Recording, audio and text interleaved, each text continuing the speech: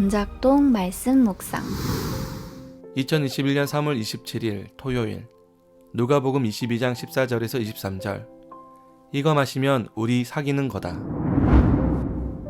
때가 이름에 예수께서 사도들과 함께 앉으사 이르시되 내가 고난을 받기 전에 너희와 함께 이 유월절 먹기를 원하고 원하였노라. 내가 너희에게 이르노니 이 유월절이 하나님의 나라에서 이루기까지 다시 먹지 아니하리라 하시고 이에 잔을 받으사 감사기도 하시고 이르시되 이것을 갖다가 너희끼리 나누라. 내가 너희에게 이르노니 내가 이제부터 하나님의 나라가 임할 때까지 포도나무에서 난 것을 다시 마시지 아니하리라 하시고 또 떡을 가져 감사기도 하시고 떼어 그들에게 주시며 이르시되 이것은 너희를 위하여 주는 내 몸이라. 너희가 이를 행하여 나를 기념하라 하시고 저녁 먹은 후에 잔도 그와 같이 하여 이르시되 이 잔은 내 피로 세우는 새 언약이니 곧 너희를 위하여 붓는 것이라. 그러나 보라 나를 파는 자의 손이 나와 함께 상위에 있도다. 인자는 이미 작정된 대로 가거니와 그를 파는 그 사람에게는 화가 있으리로다 하시니 그들이 서로 묻되 우리 중에서 이 일을 행할 자가 누구일까 하더라. 안녕하세요. 하늘뜻 담은교회 이청훈 목사입니다. 오늘은 누가복음 22장 14절에서 23절까지의 말씀을 가지고 이거 마시면 우리 사귀는 거다 라는 제목으로 묵상을 나누겠습니다. 영화 내 머릿속에 지우개의 한 대사인데요. 정우성이 손예진에게 소주 한 잔을 따라 놓고 사귀자고 말을 툭 던집니다. 이거 마시면 우리 사귀는 거다. 손예진이 마치 튕기기라도 하듯이 안 마시면 그러니까 정우성이 이렇게 말합니다. 볼 일 없는 거지 죽을 때까지. 임팩트가 있는 정우성의 마무리. 우리가 잘 알다시피 여기서 한 잔은 단순히 한 잔을 의미하는 것은 아닐 것이고요. 여기서 마신다는 것은 단순히 그 마신다는 행위 자체를 의미하는 것은 아닐 것입니다. 진정한 사랑을 지금 고백하고 있는 프로포즈이고요. 결혼이라는 사랑의 언약 관계를 맺자는 제안입니다. 오늘 성경 말씀에도 예수님께서 고난을 받기 전 제자인 사도들과 함께 앉으사 유월절 먹기를 원하십니다. 유월절 만찬을 대신할 성만찬을 제정하시는 것이고 그 첫 시작이 됩니다. 이는 유월절에 있었던 어린 양의 희생과 출애굽의 구원이 우리 주님의 죽음을 통한 새 출애굽으로 성취되는 것을 의미합니다. 유월절을 통해 하나님은 이스라엘 백성들의 하나님이 되셨고요. 또 이스라엘은 하나님의 백성이 되었습니다. 마찬가지로 성만찬을 통해서 예수님의 몸인 떡을 먹고 피인 잔을 마심으로써 우린 예수님과 새로운 언약의 관계로 나아가게 되는 것입니다. 성만찬을 잘 살펴보면 이 새로운 언약 관계를 맺기 위해서 예수님의 몸과 피를 먹고 마셔야 된다고 나옵니다.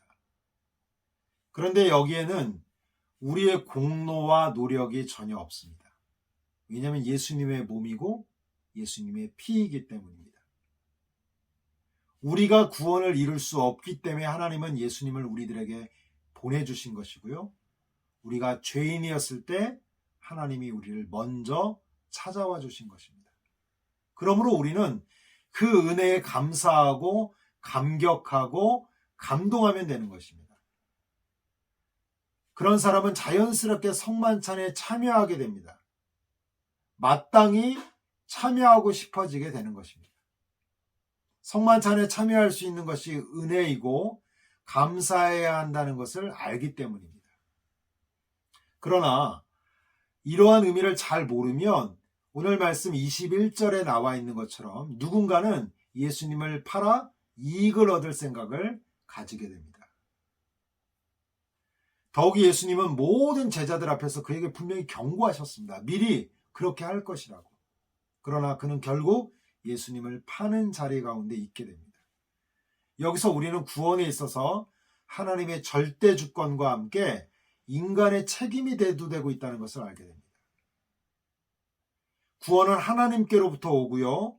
하나님을 통해서만 가능하지만 그렇다고 해서 구원에 이르지 못한 것에 대해 인간이 아무런 책임이 없다라고 말하지 않습니다. 하나님께서는 인간에게 하나님을 떠날 수 있는 자유의지까지 주셨습니다. 그러므로 이러한 자유의지는 우리들에게 책임을 묻습니다.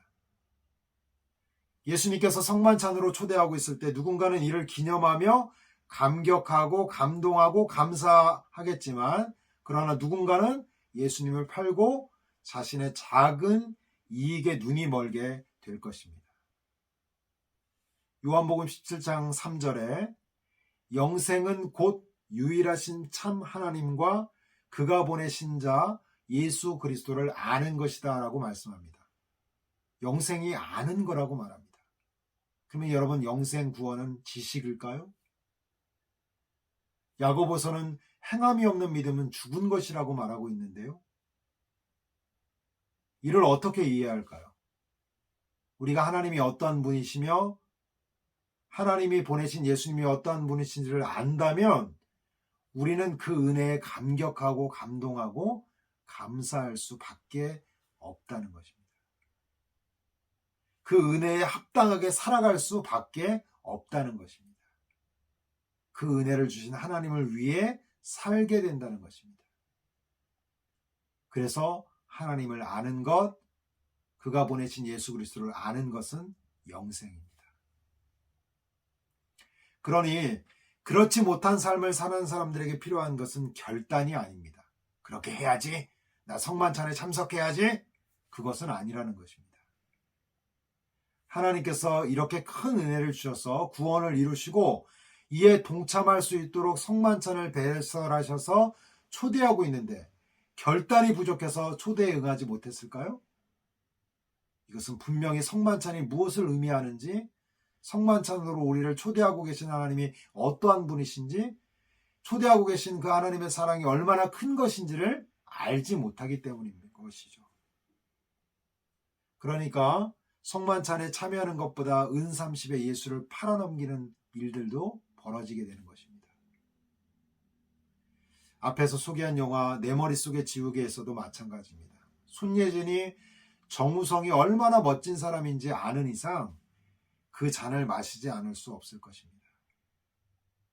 건작동에 속한 모든 하나님의 사람들이 날마다 하나님을 아는 지식에 풍성하게 되어서 하나님이 우리에게 주신 은혜의 넓이와 깊이와 크기를 알아 그 은혜를 날마다 풍성히 느끼고 그 은혜로 인하여 감격하고 감동하고 감사하고 그래서 그 삶을 넉넉히 살아가심으로 인하여서 하나님과 우리 사이에 새로운 언약 관계를 증명하고 또 그것을 봄으로 스스로도 기뻐할 뿐만 아니라 하나님께 영광을 올려드리는 그럼 우리 모두는 하늘 가족들 되실 수 있기를 주의 이름으로 축원을 드립니다.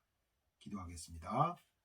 하나님, 오늘 하나님께서 새로운 언약의 관계로 저희들을 초대하고 계시는데 우리가 그것이 어떠한 의미인지 알고 또 그것을 우리에게 배설하신 하나님의 사랑과 하나님이 어떠한 분이신지를 풍성히 알아 하나님 이에 대하여 감격하고 감동하고 감사하며 우리가 그 새로운 언약 관계에 있음을 증명하는 우리 모두가 되게 하여 주옵소서. 예수님의 이름으로 기도합니다. 아멘.